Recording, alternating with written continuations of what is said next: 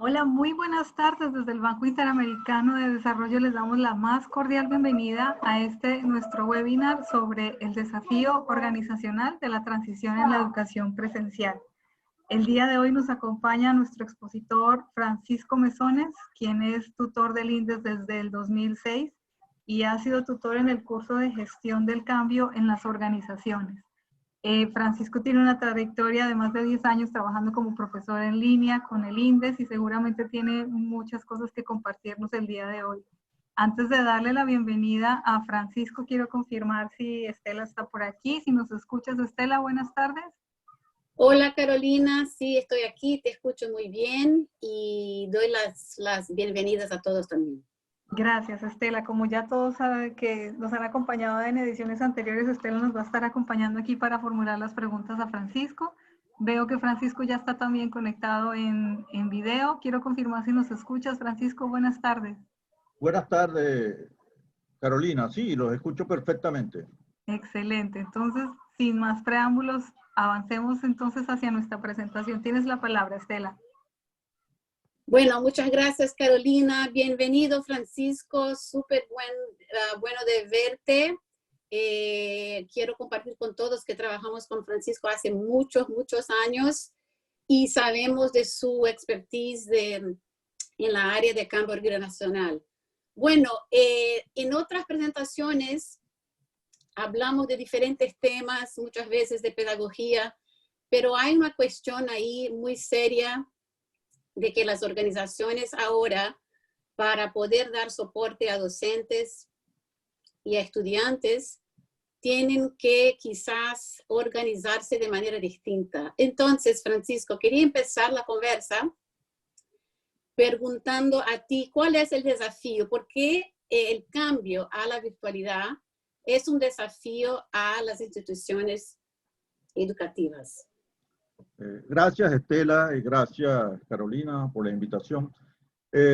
Como hemos visto, Estela, las medidas adoptadas por los gobiernos de todo el mundo para disminuir el riesgo de contagio del coronavirus han llevado al cierre físico de las instituciones educativas, quien así se han visto obligadas a opciones diferentes de la educación presencial tradicional.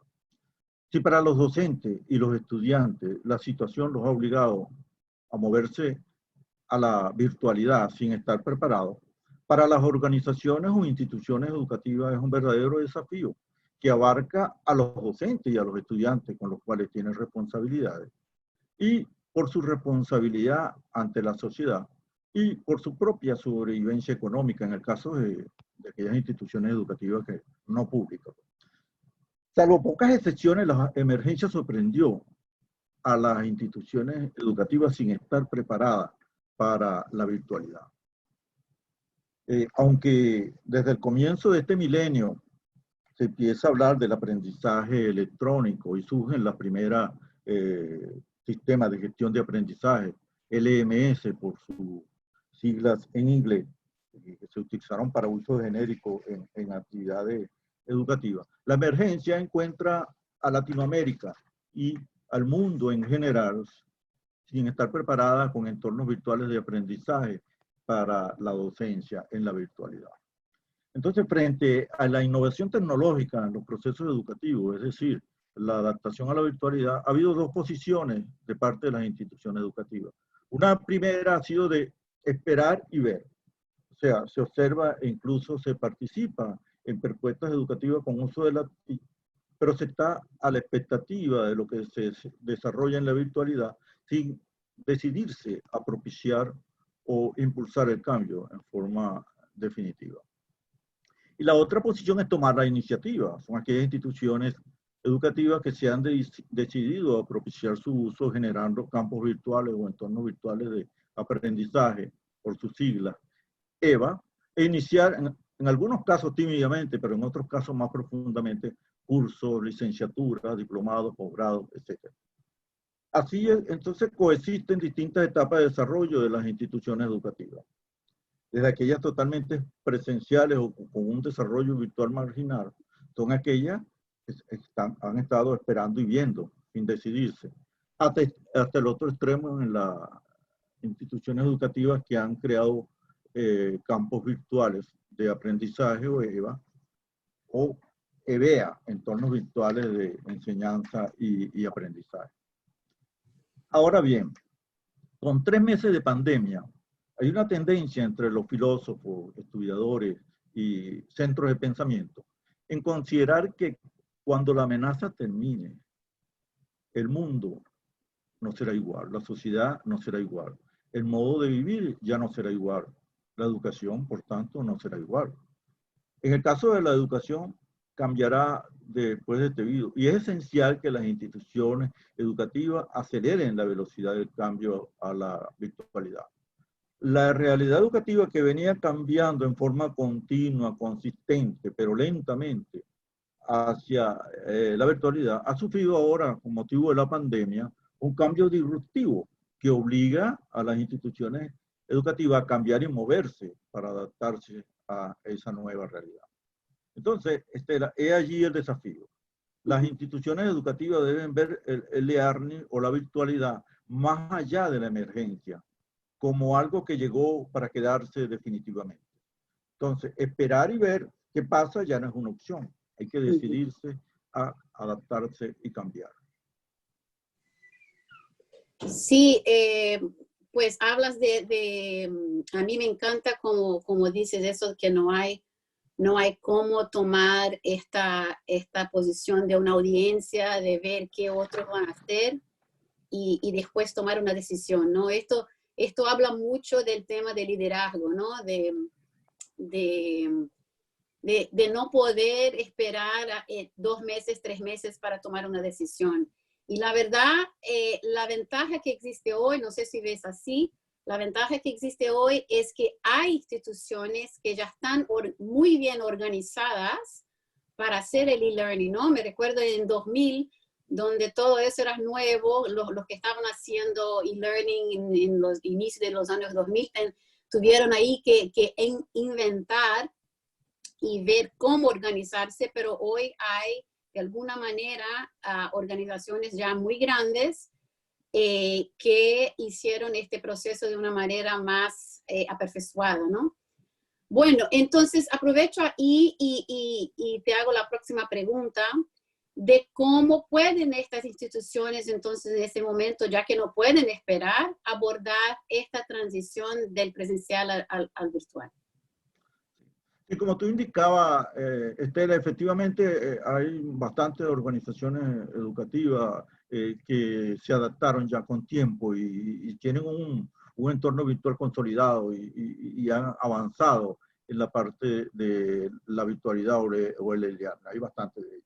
Pero en general, solo esas instituciones que cuentan con una práctica sólida de educación virtual y con equipos de profesores ya formados en el e-learning, han sido capaces de mantener su actividad sin más disrupción que la que supone el cambio del entorno, mientras que otras instituciones educativas, que son la gran mayoría, se han visto abocadas a tratar de solucionar la situación de la mejor manera posible en el contexto de la emergencia. Entonces, pero como dijimos anteriormente, corto y mediano plazo, lo que muchos han adoptado en el contexto de una emergencia tendrá que convertirse en la forma permanente de ofrecer educación. Entonces, ante esta realidad, la transición de lo presencial a lo virtual por parte de la institución educativa debe ser abordada en forma seria, como un proyecto de cambio o adaptación organizacional integral. No solamente desde lo didáctico o desde lo tecnológico, sino que debe ver más allá todos los aspectos institucionales como los procesos organizativos y administrativos. Entonces, la idea sería, o el desafío, abordar la transición como un proyecto de cambio organizacional que implica, en primer lugar, designar unos responsables, un equipo, coalición guía que pueda guiar todo el proceso. Y ese proceso comienza con saber dónde estamos, o sea, el diagnóstico nos permitirá definir dónde estamos. Por lo general, el diagnóstico es poco valorado en las organizaciones, en condiciones normales. Ahora, en esta subvaloración del diagnóstico se incrementa en situaciones de crisis o emergencia como la actual, en la cual existe una fuerte presión para resolver la situación y pasar a la acción con rapidez. Entonces, es preciso contrarrestar este impulso, responder con soluciones rápidas basadas en una valoración demasiado breve de la situación y explorar las múltiples interpretaciones de la situación a través del diagnóstico. Este diagnóstico puede ser el resultado de una autoevaluación que haga la propia organización o puede ser con consultores externos que realicen la evaluación de ese diagnóstico organizacional. En la próxima pregunta y en la próxima lámina abordaremos los 3 elementos principales del diagnóstico.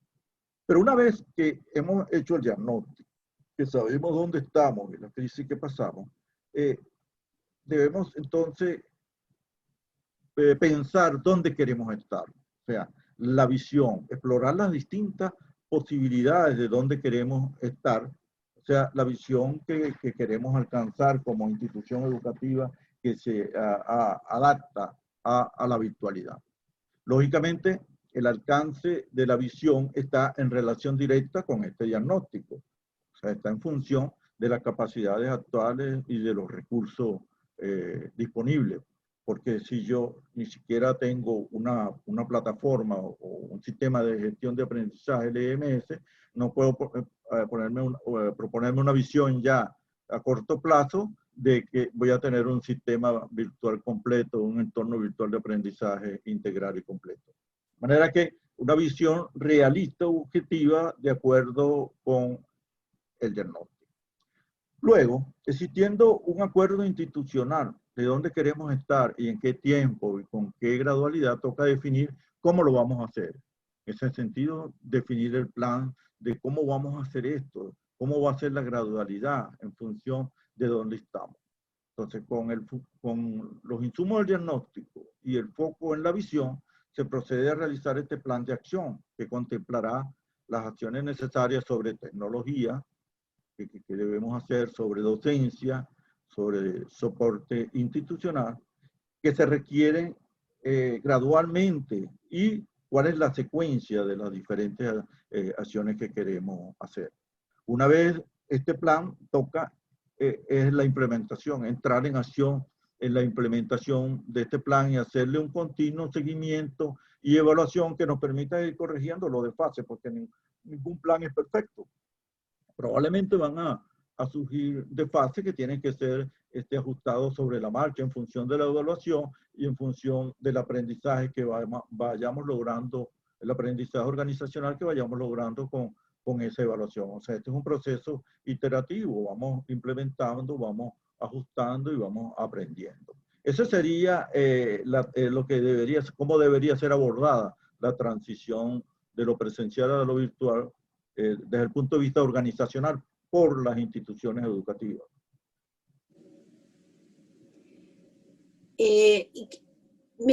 Quería comentar, antes de avanzar para la próxima pregunta, quería comentar algo que me parece importante, porque hablamos con este grupo y con la gente que está a visitar nuestro hub en Moving Online y todo, que hay ahí en este momento una visión que estamos incluso llamando de enseñanza remota, de emergencia, ¿no? Y que muchas veces en ese momento de emergencia no está disponible tiempo que requiere exactamente lo que estás diciendo aquí a nosotros, ¿no?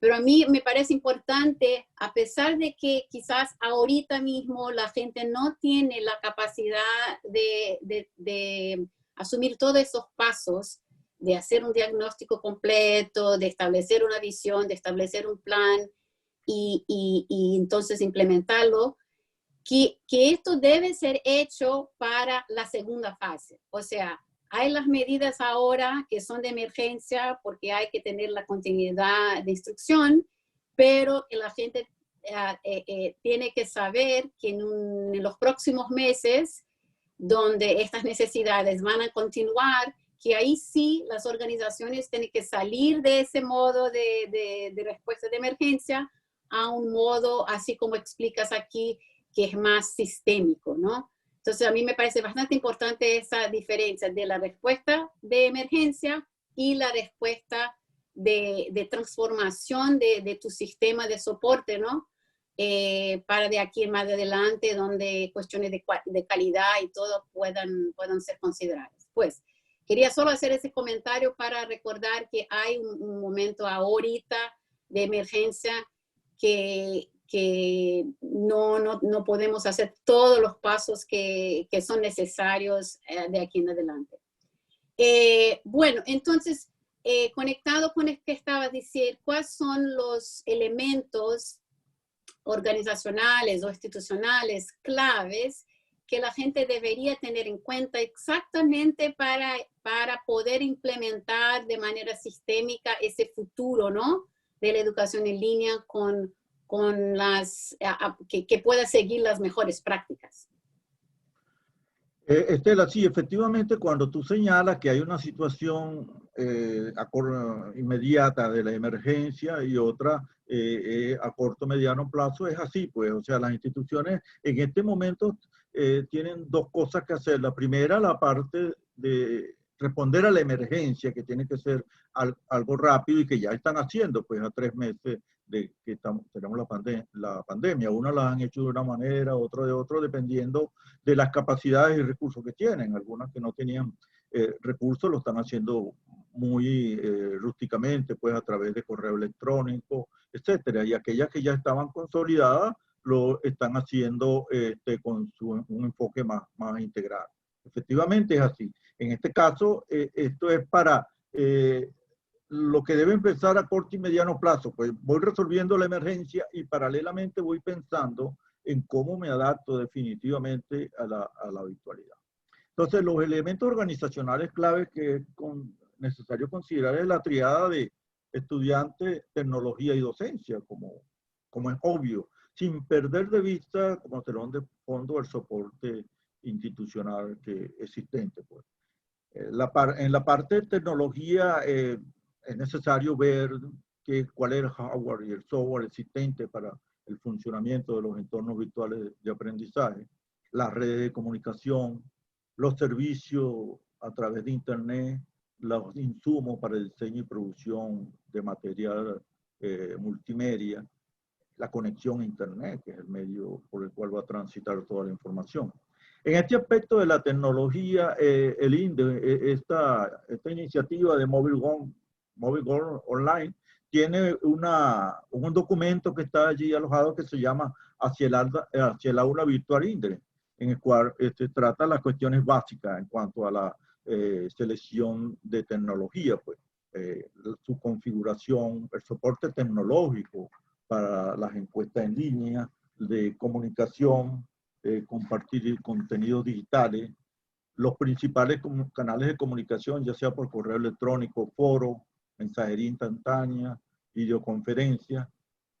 Tiene una tabla comparativa de los sistemas de gestión de aprendizaje o LMS y también de las herramientas para comunicación entre roles de aula virtual, herramientas de producción y generación de contenido, alojamiento de contenido en la nube, cuestionarios, encuestas y pizarras virtuales.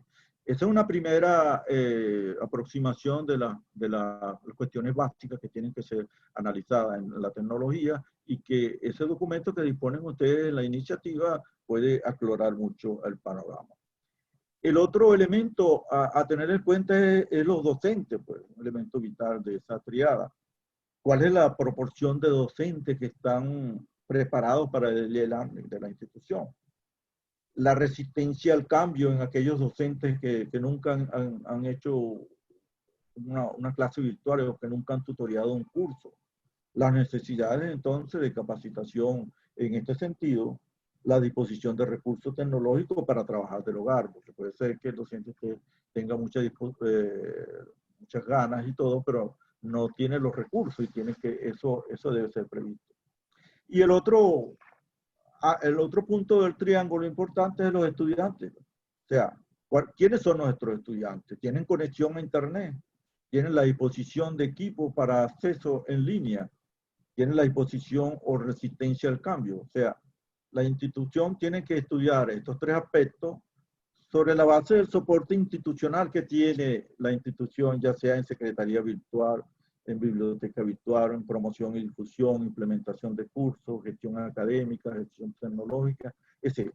Claro, esto, como hemos recalcado en función del comentario de Estela, es para el proceso de adaptación definitivo a la virtualidad o el e-learning, que no puede hacerse ahorita en las situaciones de emergencia, pero que es necesario porque ya la situación de emergencia se va a convertir en algo permanente y no va a ser una opción esperada. Exactamente. Bueno, entonces las tres ideas fuerzas que deja esta conversación es que, en primer lugar, las instituciones educativas deben ver el e-learning como algo permanente y prepararse para adaptarse a esta nueva forma de ofrecer educación. La segunda es que deben abordar la transición de lo presencial a lo virtual como un proyecto o proceso de cambio o adaptación organizacional fuera de la emergencia, pues, y que deben enfocarse en la triada tecnología, docente y estudiante con el respectivo soporte institucional con el que cuentan. Sí, me encanta tu punto 2, Francisco, porque muchas veces quedamos tan preocupados. La cuestión tecnológica, por ejemplo, a veces es la primera que viene a la cabeza de las personas y quedan muy preocupadas en tener el hardware, en tener el software, que claro, es importante, pero que eso en la selección de estos elementos tecnológicos hay una cuestión humana ahí de resistencia, de saber usar, ¿no? De que puedes contar con la mejor tecnología, pero que la organización tiene que estar muy abierta a hacer un cambio de roles y un cambio de manera de interactuar con la tecnología y entre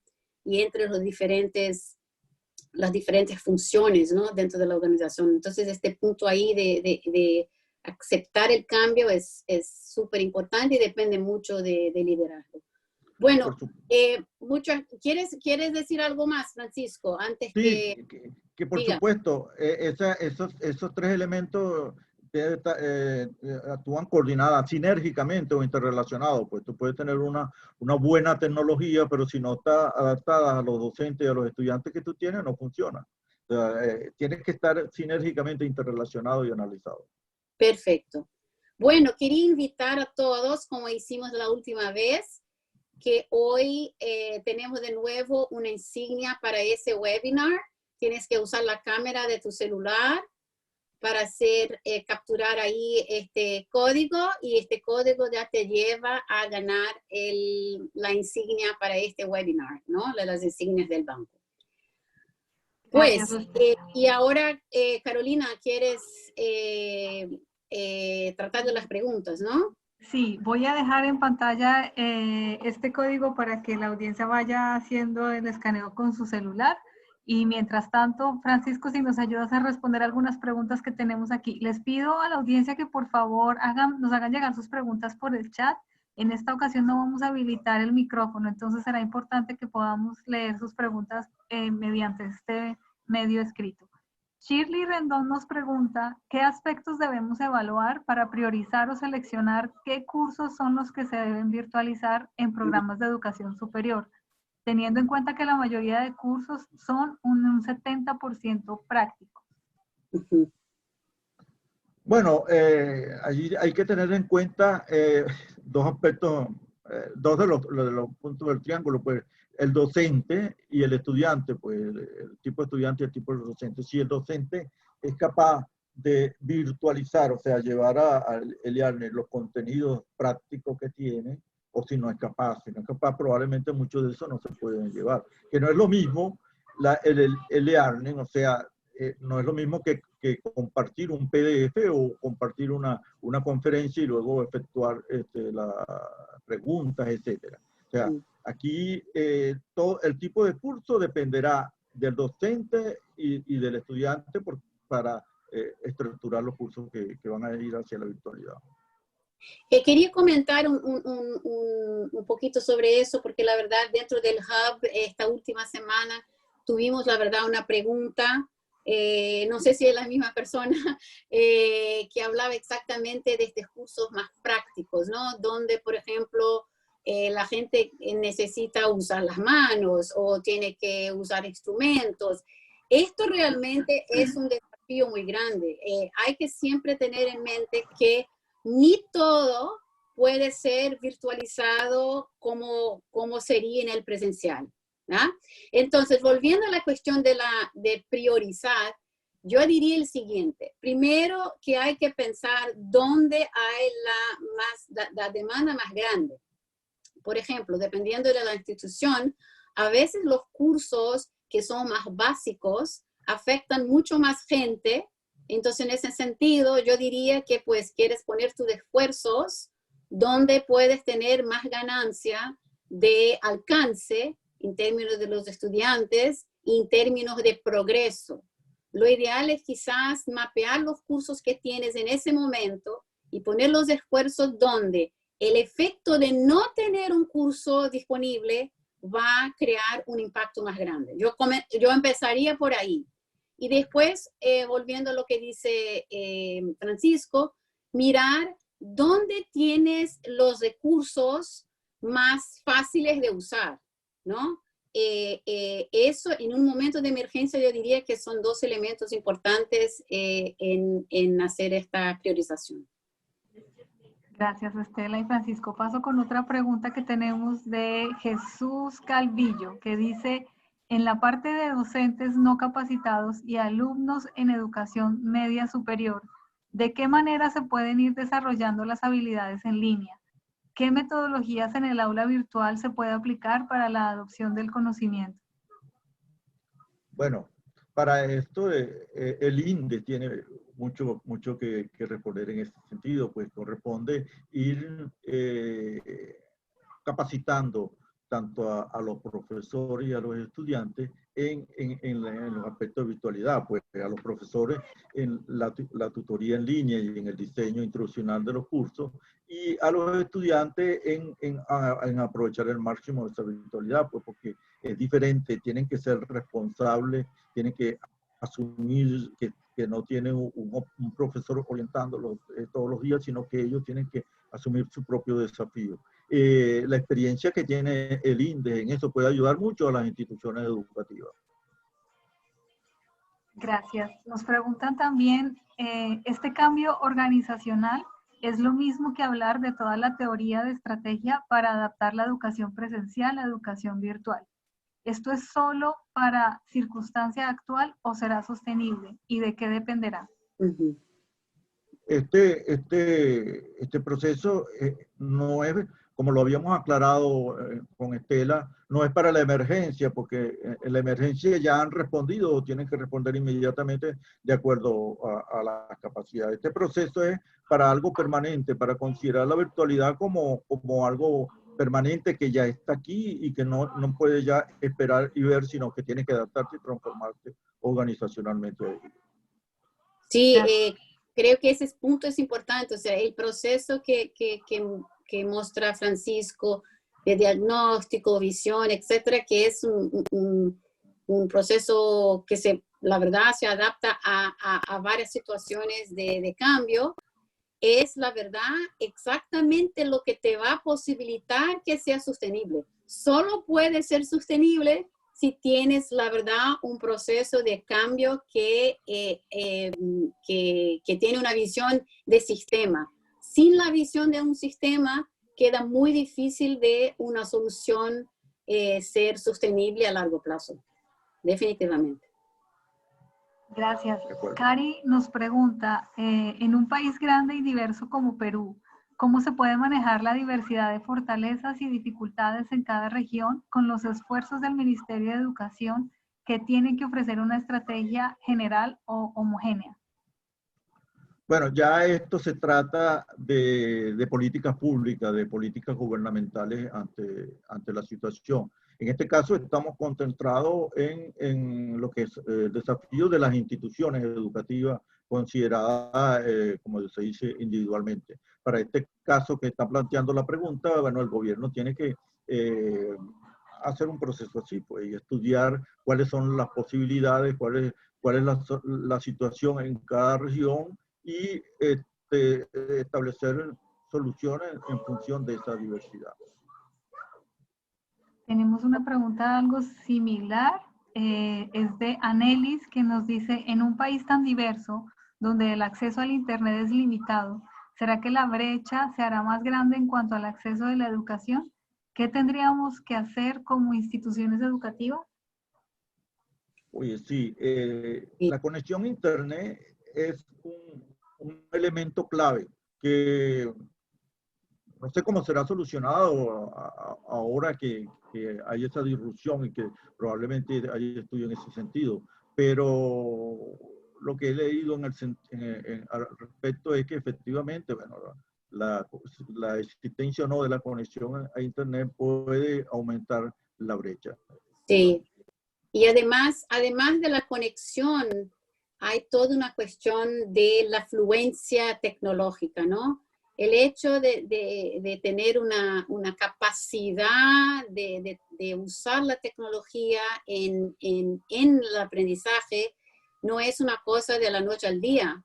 Eso yo diría que es un desafío muy, muy grande a los gobiernos porque ahora esta dependencia del digital totalmente genera, expande esta brecha y yo diría también que es más un elemento que debe ser considerado en este plan que mencionaba Francisco. O sea que hay que, como parte de este plan, tiene que incluir ahí exactamente la expansión de la conectividad y de la mejora de la fluencia tecnológica, tanto de docentes cuanto de estudiantes, ¿no? Totalmente de acuerdo contigo, Estela. Gracias. Tenemos una pregunta también de Francisco desde Perú que nos dice, ¿qué pasa con materias que necesitan supervisión presencial de un maestro o el trabajo manual? Considerando la enseñanza remota de emergencia. Bueno, hay que diseñar soluciones creativas. Ya en muchas instituciones que están avanzadas en eso han considerado soluciones creativas para este tipo de problemas. Hay que estudiarlo y definir ese tipo de soluciones. No la tengo en este momento. Sí, hay elementos, son creativos y no hay que entender que no son réplicas de la experiencia de presencial, ¿no?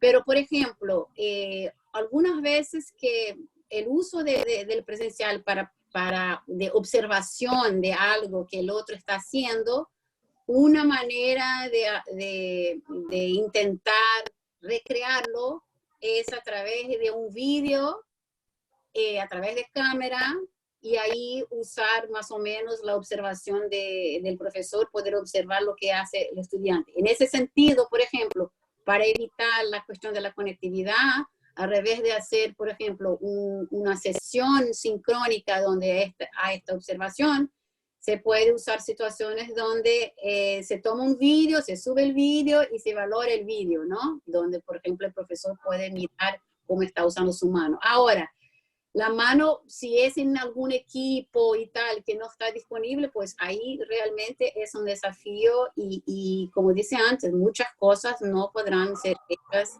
como se espera, ¿no?